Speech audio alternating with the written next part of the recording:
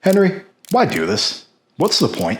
I could have used a life coach when I came out of the white supremacy world. I could have used someone like me, someone to help guide me through the worldview shift, put me on the right path, show me the way. I remember feeling lost and ashamed of something most people around me weren't even aware of. A couple years before I left the movement, I moved cities. My circle was still limited and even then had rapidly changed when I left the movement as I switched jobs and went back to college. I went through a lot of changes all at once. This can be challenging for any young man, especially one like me who had just left behind a radical lifestyle. It's a large salad bowl of total issues I face, but I can follow most of them under the following 5 problems. First, a distorted view of myself. When I was in the white supremacy movement, I was essentially a nobody. I wasn't special in the ranks of the organization I was in. I was known because I stayed active, but I wasn't in any kind of leadership position. Regardless, the mindset of that movement is one of elitism. I didn't need to hold an important seat. In my view, I held an important seat among my entire race. The organization was a smaller part of a much larger white people whole. Having this attitude inflated my ego, resulting in a misplaced sense of importance and self. I was under the impression I was smarter, more awake to real issues surrounding race and religion. I believed I knew certain truths others were either completely ignorant on or unable or unwilling to see.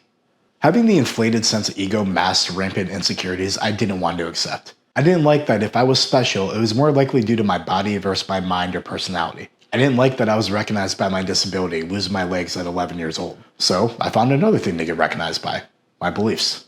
I wore the skinhead badge proudly, and with it, the aggressive, cocky, arrogant attitude. This addition to my sense of being allowed me to put on the intimidation badge of honor I sought after.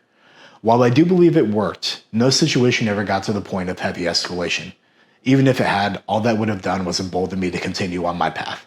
Second, the shame and guilt I dealt with continued for years. It took a while. My re-education and de-radicalization process didn't happen in a library or by talking to non-whites and Jews. It happened by me not limiting myself to that lifestyle and everything that was included in it. From dating outside my race to experiencing empathy for minority groups I used to rally against and everything in between, I took my time with it. One of the things that did hit first was embarrassment.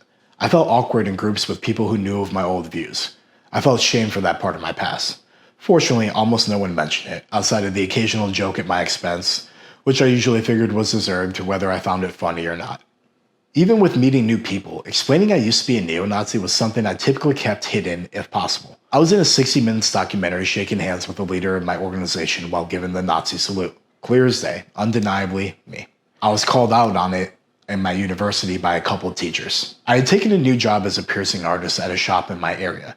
I figured the mature and responsible thing to do was to try and get ahead of this problem and mention my past to one of my employers. While it took a long time to realize this, long after I had left that entire industry behind, the employer never understood it was something in my past. He was from Jewish descent, as was the other owner, whose kid was also mixed. It went from a not great work experience to an extremely toxic one once I tried to get ahead of this documentary. While I still think I did the responsible thing given that situation, clarifying again it was part of my past probably would have eased some tension. But I didn't want to say more on it due to the shame, embarrassment, and guilt. And the one time I did, it was again misunderstood and caused an issue. It was like I couldn't escape it, regardless of what I did or said. Third problem I faced after leaving the world of white supremacy behind: not being able to properly recognize red flags. I know this is going to come as a potentially overwhelming shock, but the white supremacy world, communities, and individuals are generally pretty toxic. What? I know, crazy, but yes, it's true. Seeing as I gravitated towards those types as a teenager, I gravitated towards those same types as an adult. The same careless, self-neglectful, disrespectful, poor habits engulfed my new community just as much as the old one.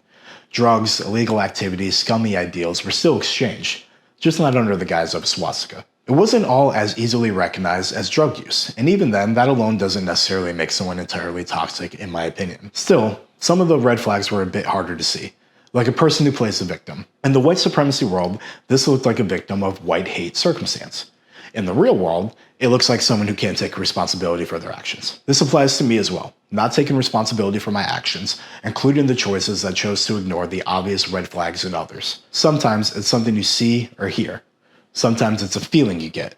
But when I ignored the many signs, I only had myself to blame. Mix this type of person with someone who was looking for a new community and maybe a bit desperate in their attempt, and you get someone being taken advantage of. I know this because it happened to me more than once. Which brings me to my fourth problem after leaving behind the world of white supremacy. I trusted the wrong people. I'll admit, I didn't really have a lot of crossover from my neo-Nazi days to my post-Nazi days. I was surrounded with a different community, different circumstances, different types of people. I can see an improvement in my newfound communities though. I re-entered college and joined a fraternity. While I stuck out like a sore thumb for my fraternity brothers, they were a welcome improvement from my previous crowd. There were other positive examples of trust in the right people, but when it came to most of the people I held close, they were untrustworthy types. People who were unaware of who they were as human beings. People who had done no inner work, which I did a bit of after my white supremacy days to better understand myself. People who had no real direction. Some of them were from college, but most were not. Most of the new crowd came from my work environment, the tattoo and piercing industry. The tattoo industry in and of itself is not a toxic environment, outside of the rampant egos those artists typically have. Still, I found the toxic people within that environment to call my friends. I invited them into my life just as easily as I had the rest. Many of them mirrored the people I just left behind. Another work example was an old family friend who essentially started grooming me for work opportunities when I was 17. At 18, I came into a windfall my family was aware of, and eventually he caught word of it too. This man tried for 2 years to take advantage of my opportunity to satisfy his own material gains. And at the time, he got close, because I trusted the wrong people. Fortunately, I wised up before any large sums of money were exchanged. The last problem I faced after leaving the world of white supremacy, the weightlessness of no longer carrying a cross. Being a neo-Nazi gave me purpose. It gave me a reason for doing what I was doing and having the experiences I had. Like my friend Jeff Scoop, the former commander of the National Socialist Movement, perfectly articulates, you feel like you're doing something noble. I was a warrior for the white race. I was justified. I was right. It didn't matter that everyone else around me told me, no, you're wrong, you're wrong, you're wrong. I knew the truth. I knew what was going on. Everyone else was wrong. So as you can see, there was quite a bit of arrogance attached to this, but that cross gave me purpose. It gave me something to feel like this is a drive, this is direction. And it was important to me at that time. Not carrying that cross anymore gave me this eerie weightlessness feeling that was hard to describe at the time. I realize now it was losing that stability. You remember in the movie 300 where the storyteller explains that King Leonidas was not wearing his mask or holding his shield, and it threw him off from throwing his spear at King Xerxes? Same idea.